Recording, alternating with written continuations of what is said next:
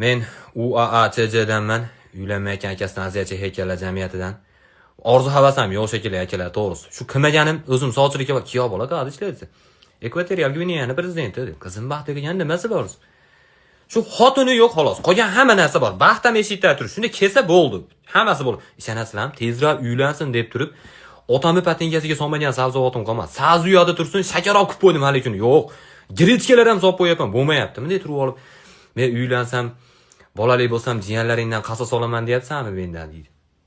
Men ashini plan, men bo'zayman, u ashnaqa narsani plan qilib shashiltiradigan. Men taksida ham chaqirib olib gaplashib o'tiraman, aka bilan biz bekarchi ekansiz deb turib. Siz uylaning, qiynayman, o'zim bilaman kimni qiynashsiz. Yo'q, men uylansa orqasidan 12 sekunddan keyin men uylanaman. To'g'ri aytyapman. Uylanadi 12 sekund men srazim. Muchallalapashmas, u to'g'rimi? Biz ham ona yura olmaymiz, ona o'jay xotinimizni olib kelishimiz kerakmi? Ofitsialni qilib, to'g'rimi? Tezda uylansa nima bo'lar ekan?